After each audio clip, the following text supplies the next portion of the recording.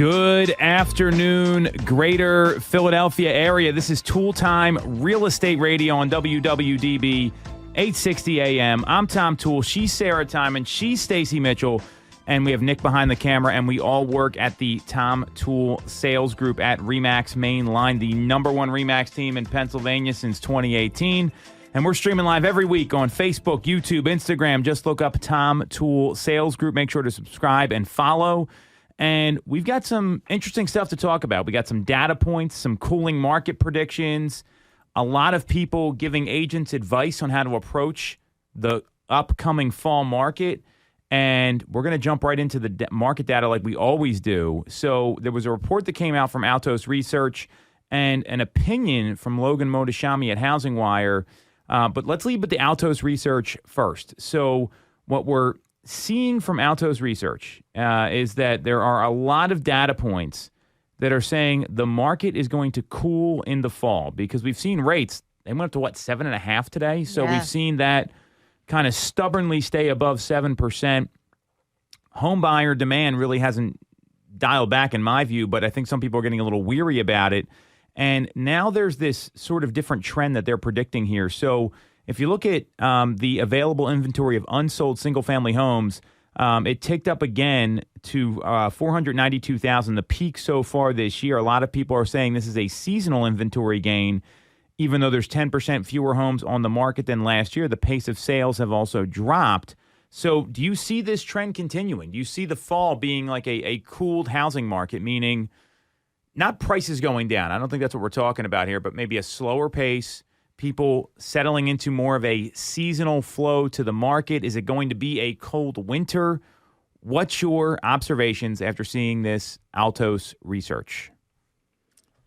I would agree with it. I feel like people are,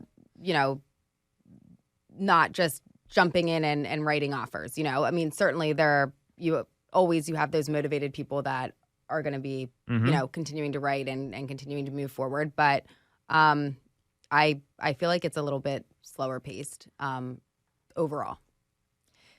I've been seeing a lot more listings that do not have an offer deadline, which is interesting. And when you call the agent and ask if there is one, they'll say, no, we're just going to wait and see what happens. So that's different. Now, obviously, there's going to be a couple houses, the outliers, that still do have the offer deadlines if they're move-in ready and just perfect and priced right. Yeah. But for my clients that I've been helping recently, they're pulling back a little bit. They're taking their time. They're digesting everything. It's taken them 2, 3, 4 days to make a decision. I feel like people are tired. I think that they are a little tired. They feel a little bit, dragged down just by a lot of the negative news and other things going on. But the people that are really ready to transact, they're still out there and really motivated to get something if they're relocating, they're changing school districts, things like that. Yeah. But I can see it being a little bit more of a normal market, I guess, if you can call it that. Well, I had showings yesterday. I had more than 2 showings, but for 2 different clients where it was both of them offer deadlines were set for last night. One of them, it was like, a 6 o'clock. The other one was like, by midnight. And for the one, I knew there were, I think, like 4 offers in at the time that we went to look at it. For the other, no offers. Like, they set the deadline. It had only been on the market a couple days, set the deadline. And when I reached out to find out, how many were in, none yet, but several are coming, and then in both situations, my clients didn't end up writing offers for either of those places. It just wasn't the right fit. And then, obviously this morning I looked, they're both still listed as active. But it could be, they're reviewing, they're deciding. But I thought it was interesting for the one that set the deadline without any offers, nothing was in hand yet. I always that's a bad move. That's a bad business move. It's such a bad move. And some of these agents, they get ahead of, they don't let things play out. We've talked about this all the time. Like, I would love to tell a seller, hey, like, I guarantee this is going to happen. You start doing that and making guarantees, you're going to lose clients fast. And it's more of, if this happens, here's our play. I would argue that folks need to say, hey, like if I'm seeing a lot of activity here, we're going to make this call over the weekend, because one of the worst things you can do is set a deadline, because it scares people off, Right. especially what they're talking about in this report here. I mean, last week we talked about that only 18% of consumers feel like it's a good time to buy right now. So do you really want to scare off the buyers that are interested? Because this is so true that typically the first offer is usually the best offer, and sometimes the only offer you see for a while. So I think that's a bad business move. I just wanted to jump in on that there. I didn't mean to cut you off, Stace. And, what we're seeing now, and it seems like you guys are seeing the signs that we're going to have, and also it's also like the end of August, right? And I think you got to factor that in. Back to school's happening. People are, even though we've been grinding it out, like specifically I know like our team and the three of us, I mean, I'm either on the phones, I see you guys at the office all the time. There's this mentality that people are going on that last minute vacation. You're going to see that this time of year. If you look at Altos Research's graph, I'm going to see if Nick can put this in afterwards. I'll drop it in our chat here. That they are predicting that we're going to see inventory peak of unsold homes in the next couple of weeks. That's what they've been saying all year long, because of and then see it start declining in the fall. And a lot of times that's not really what happens. You don't see the decline happen until like October, November, and then you see that drop off. So I'm kind of curious if you anticipate any more inventory coming on the market in the fall. And what's your take on that as well before we get into pricing trends, and then what this potential Fed pivot? I think there's always going to be like a trickling in of more listings. Like there are certainly things are going to continue to come to market. I don't expect there to be a surge. I think it's going to be just like a slow trickle. Right. And I was actually anticipating more based on, the interest rates being a little bit lower. That's what I was anticipating. Obviously, with today's, when I saw that they were up to 7.5, that was a little. Oh, you mean like had the interest rates not gone up, you thought more would come? Gotcha. Yeah. So I was hopeful that headed into the fall, and with the Feds, kind of signaling they were finished with their rate increases, that maybe that would affect the mortgage interest rates to dip down below 7 and into the 6s, which would then trigger, maybe some of those sellers that were holding back, and then we'd see more inventory. But so with the interest rates at 7.5, I don't know. It really depends on that, I think, because there's a lot of sellers sitting on the sideline. Mm-hmm. They want to be able to transact, but if they're sitting on, a 3, 4, or even 5% interest rate, It's a tough they're pill to not going to swallow. get into a 7.5. Yeah. Right. Unless they could do a very small mortgage for a short term and try to pay it down quickly. Right. But some people don't have those options. Right. Well, that's a really great point, because I mean, and I don't know that rates are going to stay here. We're going to talk about this actually next. One of the other things we popped in the show here is where people predict rates going, and there was 8 predictions from Fortune magazine. All 8 of them predicted rates would be lower at the end of this year, and kind of a range of like 5 up to like 6.1 for next year, and that will unlock a lot of things. Even despite all this and seeing rates higher, we're still not going to see prices come down. Altos is pretty clear on that. It just looks like it's going to be a tough fall and winter, and I think any agent that has this. You guys sound very realistic. I mean, we talk a lot about this stuff. Any agent that is anticipating the fall market's going to be this like crazy boom, they're not being realistic with the market. And my hope is rates do come down. We'll talk about that in the next segment here, because I think there's a lot of this that you talk about the lock-in effect, and folks don't want to move, and we're going to break that down in the next segment. This is what this is attributed to, and people have already kind of thrown in the towel for this year, and they're looking at like next year. And even though it's August, and that's not a great move for real estate agents, we'll talk about that as well. But it's something that this is going to be a tough 4, 5, 6 months until you get into the beginning of next year. I don't care what anyone says, for home buyers, for home sellers, maybe, and definitely for real estate agents.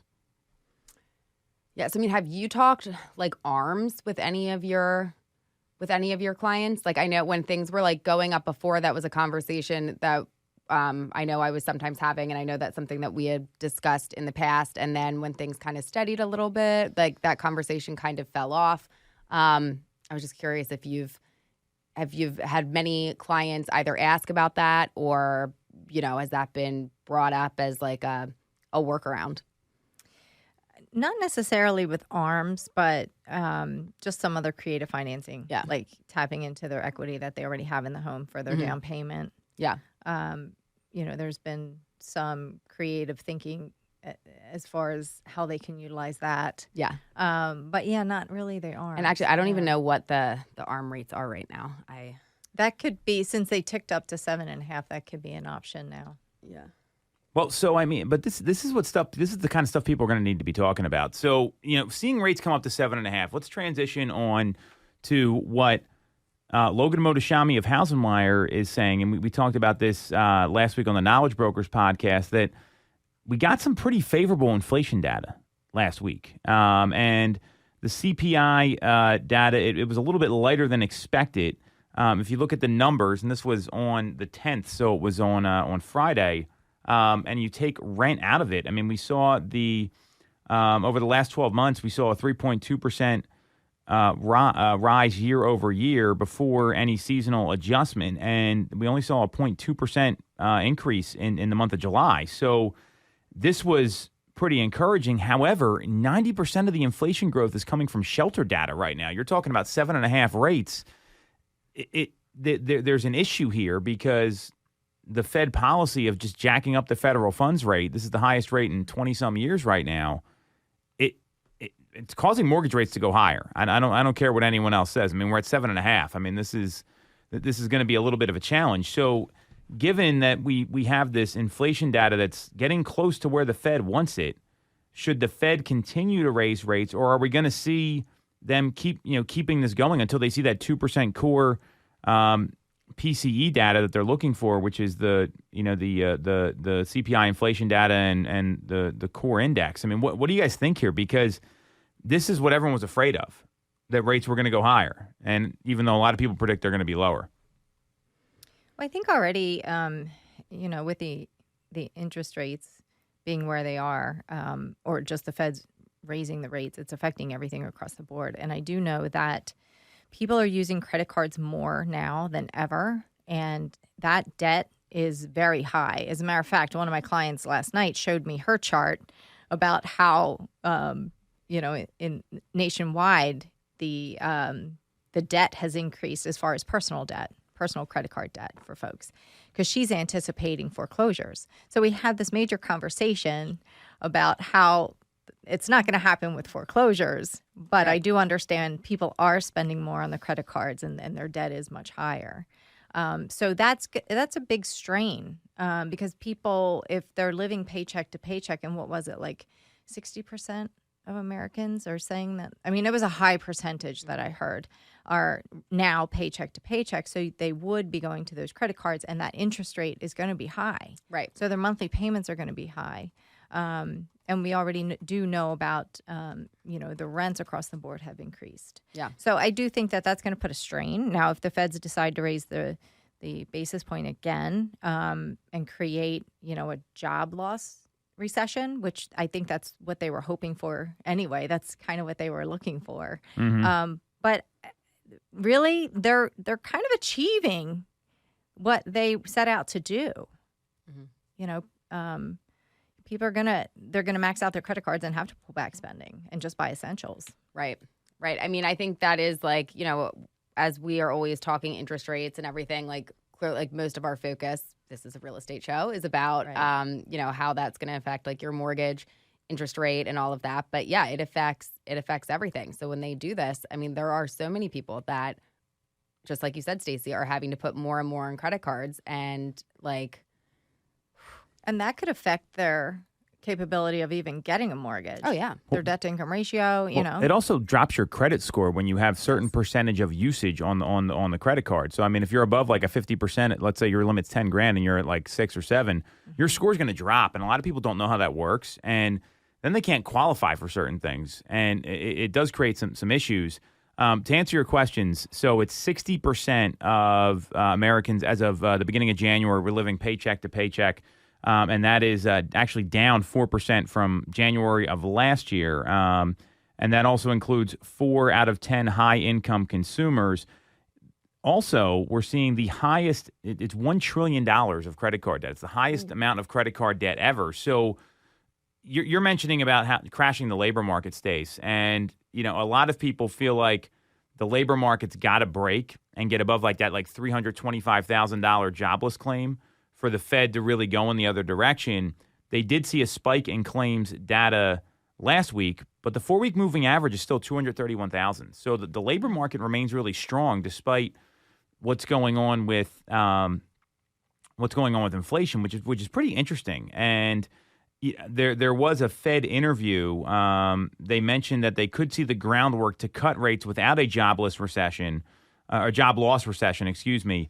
And they talked about the real estate yields, the real yields being restrictive. So the way to think about that is with inflation falling and rates up, the Fed believe the Fed funds rate is at a restrictive level currently. So if the economy picks up steam, I mean, I don't, and the labor market weakens. I mean, it's very volatile right now.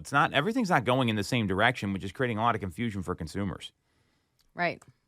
I think that's the case, and people are a little apprehensive because they don't know what's going on. Yeah. And it's if you're renting, and you're unsure. Mm-hmm.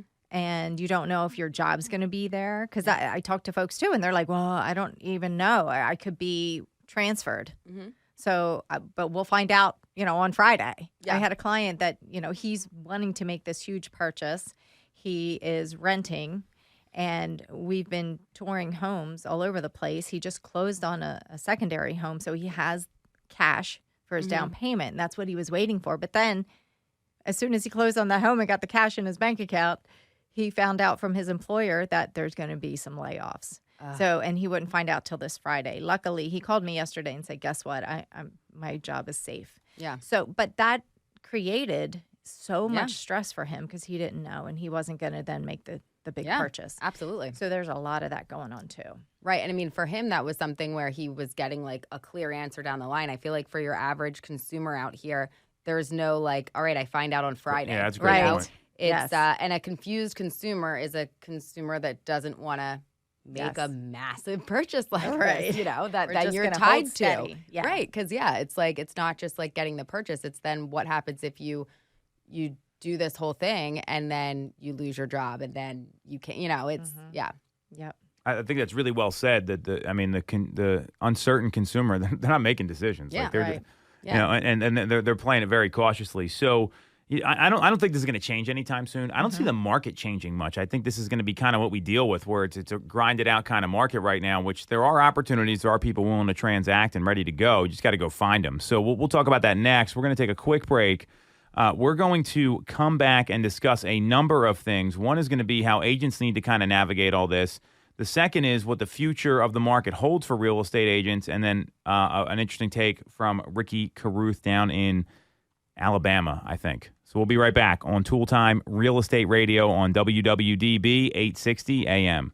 For the best local mortgage service and great rates on your money, look no further than Mortgage America. We've been operating in the greater Philadelphia area for 40 years with a focus on smooth, easy access to home purchasing. Whether you're a first-time buyer, upsizing or downsizing, or just refinancing, we have programs for you. We also have closing cost assistance programs and access to subsidized interest rates. Pre-approval is free, no costs or commitments. To learn more, visit our website at mymortgageamerica.com or give us a call at 610-439-8000. We always have a person available to take your call with around-the-clock human service. Purchase your home with the personalized, local service you find at Mortgage America. Mortgage America is an equal housing lender. NMLS 128501. When you're getting a mortgage, you shouldn't have to sacrifice great service just to get a great rate. At Mortgage America, we've been lending with this philosophy for over 35 years. We have access to great low rates without the complications and delays of big or online banks. We're a local Pennsylvania lender with loan officers that you can actually meet. As PHFA's #1 lender, we specialize in all residential mortgage programs, including first-time buyer programs and low down payment options. For your free pre-approval, call us at 610-439-8000 or apply online at mymortgageamerica.com. Mortgage America is an equal housing lender. NMLS 128501. I'm Tom Toole of the Tom Toole Sales Group at RE/MAX Main Line. If you're thinking of becoming a real estate agent in the greater Philly area, I have a special offer for you. Our team did $165 million of volume in 2021, making us the #1 RE/MAX team in Pennsylvania and a top 1% team nationally. Our agents love us because we offer them a successful career, a great life, and an unbeatable culture. Agents who've been with us for at least a year average 30-plus sales. Even our brand new agents average 17 to 24 sales a year. We offer proven systems and expert training. We help you set more appointments and sell more houses. Now here's the offer. If you don't have a real estate license yet, we offer real estate scholarships so you can get one for free.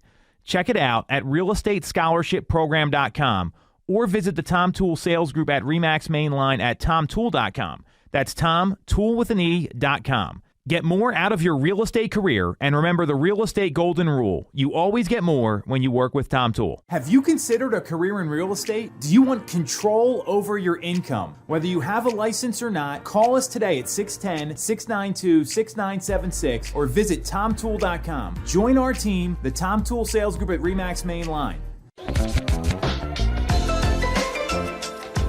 Welcome back to Tool Time Real Estate Radio on WWDB 860 AM. I'm Tom Toole. She's Stacey Mitchell. She's Sarah Tymon. We've got Nick behind the camera, and we all work at the Tom Toole Sales Group at RE/MAX Mainline, the number one RE/MAX team in Pennsylvania since 2018. And we just talked about kind of the uncertainty in the market for consumers. So let's talk about the agent side a little bit. So there was an article that got posted on Real Trends by Jeff Levinson, and he basically said the headline was "Service Clients with an Eye on the Future Economy," which I found pretty intelligent. After this came out after the interest rate hike, and then talking about kind of where this inflation data is going and all these things that we can't control any of it. Right. I wish you could. That'd be great, Sarah. I'd be like, hey, let's get these rates down. Let's go do some deals. It'd be fantastic. Yeah. Yeah. Maybe in another life here. So he goes on because there's all this stuff that there's every reason not to be working. I think there's every reason that people could just stick their head in the sand, but there's still people out there to help. So he goes on to talk about doubling down on relationship building, educating and updating clients. What's your approach been, and how have you pivoted, ladies, with how you're talking to clients now? Where is your eye? Is it on the now? Is it on the future? Is it on both? Like, how are you looking at building your business right now? Because this is a time of year where a lot of people, they literally just stop working. Like, you'll see real estate agents stop working for the year in the month of August. And obviously, I know you two aren't doing that. I'm sure as hell not. But so what's your mindset like right now? And then we can get into these interest rate predictions. And I want to play this clip from Ricky Carruth as well.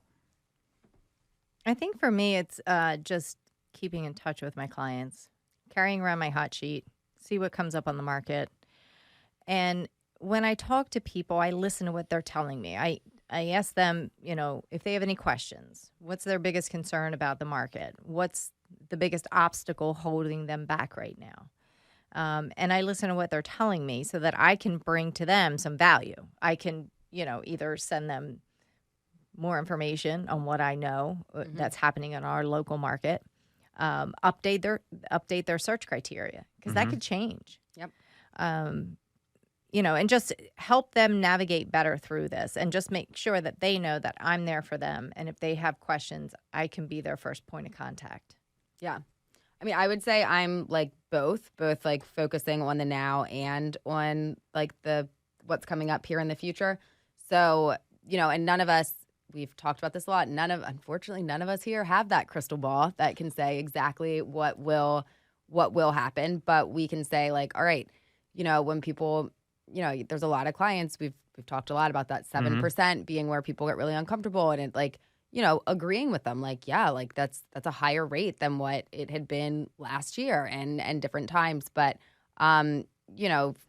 if kind of focusing on like, if this is the house and if you can afford that monthly payment at the 7%, if rates come down in the future, that doesn't mean that you made a bad decision. Like that means that now you've secured the home and you can refinance. And just kind of giving them the rundown on like what it looks like in the future if rates do drop significantly, and like how that can play out. So, taking what we currently have going on now, which is, all that we can for sure know will happen.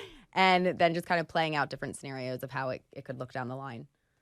So I tend to agree with you that if your eye is always on what's best for the client, all of a sudden the now opportunities are going to spring up and you're going to see that stuff happen. part of this is having a consistent discipline of doing the things, making the calls, having the conversations. And if you do it every day, you're going to see that stuff spring up more often than not. And when you're not closing aggressively, and have you ever been closed too hard before? Yeah, it's off-putting. Right? Like how off-putting? Yeah, you're just like, ew, no. Not doing that Right. anymore. Bye. Yeah. Bye. You guys are great. So if that's the case, right? So, I mean, and you can't, when you do that, people can tell. Now, there's a difference between aggressive follow-up and hard closing. I think you need to know what to say, how to say it, use some of the Phil Jones stuff, and a lot of things that we talk about internally at our team. And if you have an eye for both and you're like, hey, I'm not worried if you buy now or 2 years from now, you know what's going to happen? You're going to have plenty of business. And then when something changes, you're the top of mind person, because usually when people are ready, they're ready like yesterday. Mm-hmm. Like if you ever followed up with a seller and all of a sudden it's been like years of follow-up or at least months, and they're like, hey, we want the home on the market tomorrow. And they call like it happens like that. So the whole point of that is that you've got to look at the long-term view. And right now it may be best if someone's saying, well, I've got a 3% rate. You might need to tell them, hey, maybe we should wait until rates come down for this to make financial sense for you. And you can only use you can refinance later line so much, because I don't think that's going to work for a lot of people if they have a great place. So this is the challenge right now. And so what I'm going to do, and then we'll talk about rate predictions. I'm going to try playing this clip. We'll see if this works, from Ricky Carruth. And I'm going to wait for my computer to load here. So let's talk about why it's important to do that. So we've got these 8 leading research firms, and they are all predicting rates are coming down. I mean, Morningstar predicts 6.25% by the end of this year. Goldman Sachs, 6.4%. NAR, 6.4% by the end of the year. Morgan Stanley, rates will start at 6% at the beginning of 2024. Moody's, rates will average 6.5% through most of 2023. Realtor.com, 6.1% at the beginning of next year. Fannie Mae, they're saying 6.6%. And then you've got the Mortgage Bankers Association talking about 5.9% in the fourth quarter. Do we see that happening, number one? Because predictions are always quarter wrong. of 2023? Yeah, this is right now. Wow. All those numbers were kind of like 5.9 to 6.5 is that was the range from all these different companies. One, do you think it's going to happen? Are these guys right or wrong? Because we know predictions can be wildly off constantly. Well, after seeing that 7.5 today, I don't know. I'm still in sticker shock on that one. But, I mean, I'm really hopeful that they will come in below 7. Yeah. Especially leading into next year. Yeah. 2024. I could see us getting into mid to lower 6s.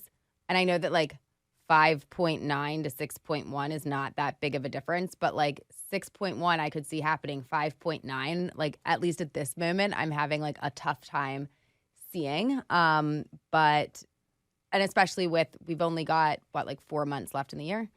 So things would have to, which I mean they can. Mm-hmm. Like Gosh, we've seen them rise quickly Yes. before, so like certainly they can fall that quickly. But I think they're going to come down. I would be surprised if there was like a 5 in the number. Oh, But yeah, I would definitely be surprised if that. But I'd be excited. Oh, terribly excited. Yeah, It would shake up everything. Yeah, yeah. People who Do have it. sidelined would be back into it. Would create Yeah. a whole different Oh issue. yeah. Oh, it would be exciting. I hope it happens. Well, there are predictions that we're going to see 5s by the end of next year. So if that happens, you got to be ready with the eye to the future. Like if you're not building your business for 2024 right now, you're making a mistake. And that's exactly what Ricky Carruth says. And I tend to agree with him on this. I think sometimes he has some takes that aren't quite there. We talked about this, so let's play the clip. Let's see what we got here. Is this going to work or not? This is our first time doing this. Doesn't look like it's going to work. So here's what he says in the clip. This is why this is live radio. You can tell it's live right here. So he talks about the current market being like a rubber band, where every time rates stay high and they go up, someone's pulling that rubber band back further and further. And nearly 82% of homeowners feel like they're locked in at their existing low rate, according to data from Realtor.com. When you hear locked in, it doesn't sound like they're happy with it. They feel like they're just like they want to move. And we have the most 33-year-olds ever in the history of the U.S. And think about what, like at 33, it's not like family planning. People are having kids. And they probably are hating their house more and more every day. So I'd imagine if you're investing and looking at, all right, I don't care if this conversation today leads to an appointment. I care about what happens 6 months from now. obviously you want to schedule appointments, don't get me wrong. When that rubber band snaps, there's going to be a lot of people kind of jumping and reacting, and there's going to be others that, similar to what the three of us went through during the lockdown of 2020, where it was like, all right, we were ready to go, and it was like it opened up, and people were doing deals like literally that day. I have a sense it's going to be probably even more fierce than that and more ferocious just because of the demand that's out there right now. We've had this kind of cycle happen. Yeah, I agree. I mean, there's still so many people that want to buy. Yeah. So, and I don't see that changing. Right. I don't see that changing. There's such an influx. There's the millennials and the boomers, and everybody's looking at the same thing. Yeah. So Maybe we need interesting. a tag in Boomtown for like different Boomers? rate for different rate numbers that you like. If the rates hit this is when they want to be contacted, or like whatever. That So might that be like as you're good. tracking like what's going on, if it hits like somebody said 5.5 and hopefully we get Bingo. there something, then you can each day go in, check the rates, make your calls. I think we are more on top of it than our clients. Oh, for the yeah. most part. Yeah. Well, remember when rates came down like the end of last year? It was like November they came down, and like we were telling people, and they had no idea that rates went. And these people are looking for a house, by the way. And it just shows you they were surprised to hear from us. The other agents aren't doing that stuff. Right. So I would argue that what you need to look at here is, one, I'd be focusing on talking to people that own properties, number one, because the buyers that want to buy that don't own anything, they're kind of out there. They're not as vulnerable to the low and high rates because they're paying rent right now, which rent is a little different. Secondly, having conversations with them, and when someone calls you, you literally have to, and they say follow up in a month, you got to cut that in half to 2 weeks. You can't be waiting. Oh, well, they told me to call today, because anytime you do that, there's something that happens. Following up after a conversation, whether it's a video, a handwritten note, something so they know it's you. Putting them on property drips, whether it's a seller or a buyer, all these things that work. If you're doing that every single day and you have an intentional plan to go get listings and are working on your appointment, then I see things happen, going well for you. But it's just going to take time. I mean, all the good business takes a long time to nurture. Yeah, I definitely agree with that. It does. Yeah. And, if you are and you're nurturing out of the blue, somebody will say, hey, I saw this house. Yeah. They'll shoot you an email or a text. Can we go look at it? It's somebody that you've been nurturing for a year. Right. And here they come back into the fold. Yeah. So that's why it's so important. And, once a month, maybe just do a market update video and just do an email blast to your clients just so that they can see you, hear you and get some really vital information about what's happening in the market. And I feel like the ones that you've been nurturing for a long time, it's like usually a nice call when you call to check in, like not with the expectation that like, all right, now you're doing something, but just like, all right, where are we at now? And just kind of listening and finding out what's up, and just like hearing in their voice that they're like, oh, hey, like how is this going with you? And like, it's like a nice call. Mm-hmm. I think that's a great way to look at it. And also, those people appreciate you being their advocate and following up with them. I mean, the nasty calls in real estate typically happen with the following types of people. Expired listing. I've had many of those. For sale by owners. Online leads that don't realize they're making an inquiry, right? I mean, they start to flip out. Oh, yeah. Man. Where'd you get my number? Yeah. Or the person that you didn't follow up with. Yeah. And they're like, where you been? Like, what happened? Or they didn't like the information you told them. But when you get someone that likes what you're saying and says, all right, Sarah, I believe you. This is what I want. You're the person to do this. When you get someone, Stacey, that believes you're the right guide for them, if you're not communicating with them, you're going to lose that relationship. And that's a mistake agents make because they just don't follow up with people. Mm-hmm. And you have that one good conversation. They could forget about you in the next day or two. Like, you really need to stay in touch with your folks pretty aggressively. And I think Brian on our team, our sales manager, said 85% of your day's got to be trying to set appointments with people. And the rest is for appointments. And that includes prep, knowing what you're going to say, how you're going to say it. And that's what Ricky Carruth is talking about here. And I find this to be pretty accurate because there's going to be a lot of business to do next year. There's going to be a lot of business to do in 2025, and these rates aren't going to stay here forever, even with all these predictions that we're seeing from Fortune magazine. Obviously, they don't believe that. These are the biggest experts in the country. So if you're not playing for the future and also playing for finishing the rest of the year strong, that's where it gets a little wonky, and you're doing yourself a disservice. So how are you guys loading up for next year? How are you guys looking to finish the year strong? What are you doing in your business now to have a killer end of 23 and an even bigger start to 2024? Getting organized with my weekly schedule, like time blocking. Okay, I'm going to do expireds this day, circle dialing this day, and cleaning up my boomtown these 2 days. Mm-hmm. And I started keeping better notes as far as, how I'm calling my expireds. Am I sending them letters? I've been doing more mailers, things like that. So for me, it's all about organization and preparing, because it is a little bit more slow. I have a little bit more time to do these things. So I feel like you better get organized now. Yeah. Because when the dam breaks, you want to be Yeah. able just to not have to worry about those things and have those good habits already established in place. Yeah. Yeah. Certainly like getting organized. And I would say like just being proactive with, for your buyers, like seeing what's coming up, like knowing what's going on in different neighborhoods, being able to bring something to them other than just like, have you seen anything recently that you want to go out and see? Right. Having, just different properties that are coming up, or pointing out ones that maybe have been one for a little bit that maybe had been a little bit higher like than what they would want to be spending, but like this could be like price drop time, like wouldn't be a bad idea, just coming to them with ideas. And for sellers, certainly just continuing to stay in touch. I mean, I think with a lot of these, I have people that I've been working with for a very long time that like aren't quite there yet, but I continue to follow up with. So how long is a very long time, and what are their situations? Because I think I have a couple of these too. I can give out some examples and case studies, but I want people to hear this because this is how you get listings. Like this, it is about that long game. First, I would say I have one seller right now who we still have not gone to. He doesn't want to like put it up on the market yet, but I think that he, from when I started, was somebody who I was like reaching out to. So 3 years. Yeah. And it took until January of this year for him to let me come out and see the place in person, and then slowly start to be able to like bring some people through. And I think I'm wearing him down. Like he used to, I feel like, be annoyed when I would call. And now like I think he likes it. So That's fantastic. It's and just kind of saying what's going on and like what is your plan? What needs to work for you? Like how does this play? And not just make it about let's get it up on the market, being like how can we help you?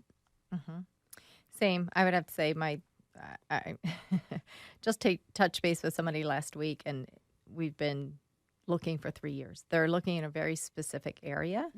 They really want to move, like really want to move. And they've been looking when the interest rates were 3% and 4%. Oh, that's a good one. And their price That's point killer. at that time, was between 4 and 5. So now they're looking 5 to 6, because everything that was 4 and 5 is now 5 to 6. So interest rates are higher, price points higher. But the reason I reached out was because I noticed he created his own search on the site, and he named it Hope. So I was like, I got to give him a call. Yeah. So, yeah. And it is friendly. Hey, Yeah. What's up? What you got for me? Yeah. And I was like, I don't have a house for you, but I do have some information. Yeah. But yeah, so it can be a long time. Can be a very long time, but they still have the desire to move if their home comes on the market in the different area. Well, and we talked about last week that most sellers select their agent based on proximity, meaning proximity of relationship, whether it's someone they used in the past or someone that got referred to them. So if you're following up like that, you've already put yourself ahead of the game, because think about why they choose that person. This is it's like 68% or something 68, 67%, somewhere in that range. They do that because of trust. Well, what you're doing is you're building trust with people when you do that. I have a person that is in my database now. I called them in 2020 and thinking about downsizing. Well, think about all the things that have to happen to downsize. Husband sold his medical practice. Kids are finally out of the house. You know how long it takes to close a business deal like that? Like, it's months, right? So now it's all finally happening, and they're like, well, now we're ready to talk. 'Cause we closed all the other loops, and this is the last one because we don't want to be out of a place. I mean, this happens constantly where people start thinking about moving. Remember, moving's a big deal. Like if you got like if you're in the starter home moving to the bigger property, that happens way faster. Mm-hmm. But if you're looking at the baby boomer generation, those people take time to make decisions, and they make deliberate decisions. So that's the only way to really go about that. So I think everything we're talking about here and what Ricky's saying is you got to play the long game. You got to hit your conversations every day. Any one of the three of us, you have 15, 20 conversations a day, you're setting an appointment. There's no question about it. Like it almost happens like clockwork. So really good stuff from Ricky. Let's take a quick break. And there is a light at the tunnel, everyone. Rates are coming down, apparently. We're playing the long game here. This is all good stuff for the people that want to be successful in this business. We're going to take a break. We're going to come back, and we are going to talk about out-of-office emails and the reason to avoid them like the plague next on Tool Time Real Estate Radio on WWDB 860 AM. You shouldn't have to deal with all the red tape when getting your mortgage from a big or online bank. At Mortgage America, we have access to big bank money, but with the personalized and detailed service of a local bank. We are here in your community and ready to serve with fast settlements, low down payment options, and first-time homebuyer programs. Pre-approval is free, no costs or commitments. For more information, visit our website at mymortgageamerica.com or give us a call at 610-439-8000. Mortgage America's equal housing lender. NMLS 128501. Have you considered a career in real estate? Do you want control over your income? Whether you have a license or not, call us today at 610-692-6976 or visit tomtoole.com. Join our team, the Tom Toole Sales Group at RE/MAX Main Line. The Tom Toole Sales Group is the #1 RE/MAX team in Pennsylvania with over $165 million in volume for 2021.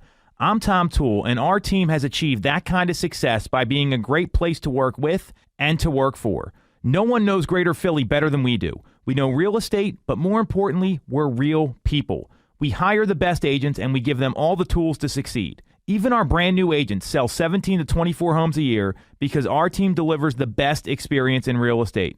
Teams deliver a better experience than individuals, and we're a top 1% real estate team in the country. We call it AAA service. We're your advocate, ally, and advisor. Because this isn't a transaction to us. It's a relationship. If you're buying or selling a home, call the Tom Toole Sales Group at RE/MAX Main Line at 610-692-6976 or visit tomtoole.com. That's tomtoole.com. Sell your home for more, and remember the real estate golden rule. You always get more when you work with Tom Toole. When you're getting a mortgage, you shouldn't have to sacrifice great service just to get a great rate. At Mortgage America, we've been lending with this philosophy for over 35 years. We have access to great low rates without the complications and delays of big or online banks. We're a local Pennsylvania lender with loan officers that you can actually meet. As PHFA's #1 lender, we specialize in all residential mortgage programs, including first-time buyer programs and low down payment options. For your free pre-approval, call us at 610-439-8000 or apply online at mymortgageamerica.com. Mortgage America's equal housing lender. NMLS 128501.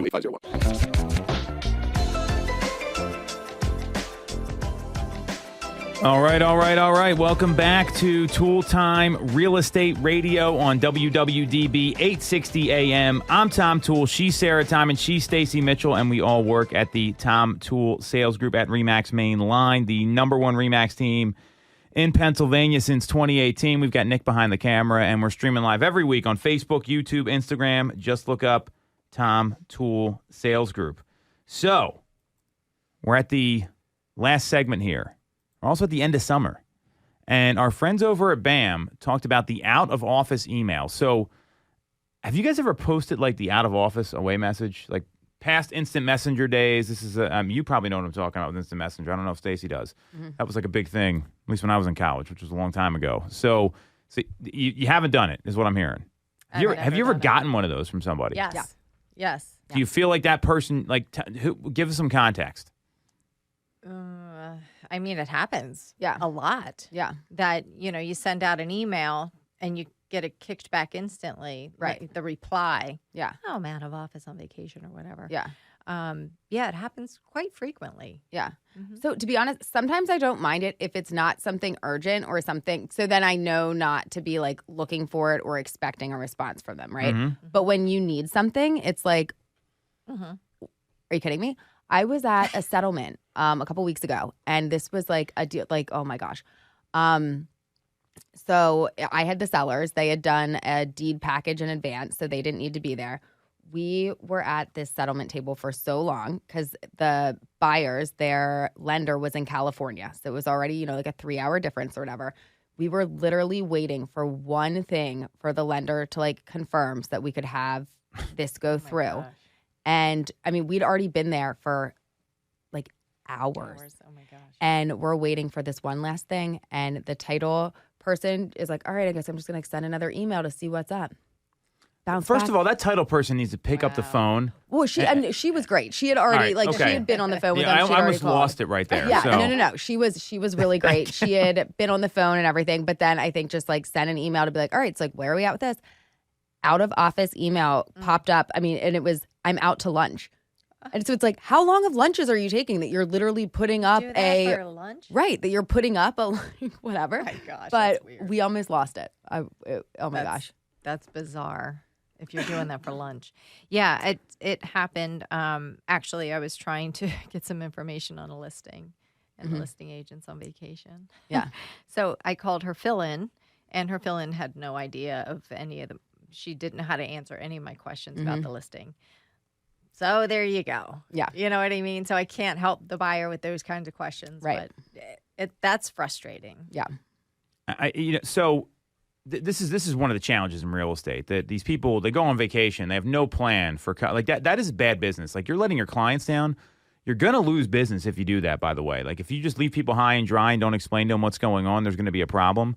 So this whole premise of I can't believe I'm out to lunch. Give me a break. Like, I mean, Yeah, I was like, how long of lunch are you going on? well, see, that's what the average realtor does. They plan their lunch out every day instead of making phone calls and having appointments. So you're laughing, but this is very true. Lunch is usually in my car if I'm driving.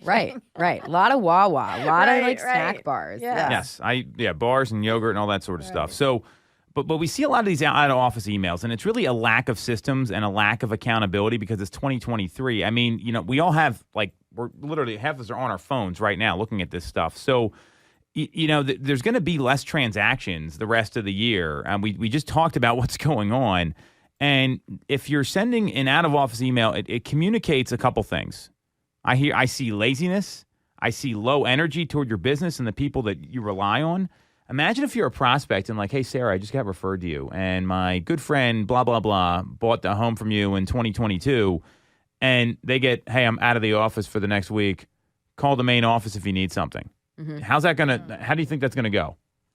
Right, because I mean, a lot of times somebody needs something then. Like, they don't want to wait a week. They don't, yeah.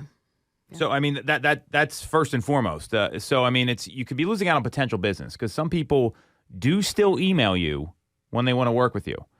Tell me what you think of this. Does it say you can wait or get help from someone else when you get an out of office email? Oh. Like, how did you feel when you saw that the guy was out to lunch? Oh, I was furious. Like, how feel? And you're not someone that gets angry like normally. I mean, we've known each other a good amount of time here, so. Well, that one was especially upsetting because we had been there for so long and we were waiting and not that I expect people to not eat or not do, you know what I mean? Right. But that we're all literally sitting around a table right now waiting for, and what? That was. And you went to lunch. Right. Why didn't you just do this first? Right. And I know that they could have a lot of, this was a lender that, I would never work with, but had, it wasn't my call. It was, but it just made me be like, oh my gosh, what is going on? Well, and I think it shows that, hey, I don't really care about this. Right. I mean, imagine you're the client in that situation and you're waiting for this response. So it gets a little frustrating that way. The third reason, and tell me what you think about this, it rules you out as a guide or resource when the client or prospect is ready to take action. Yeah.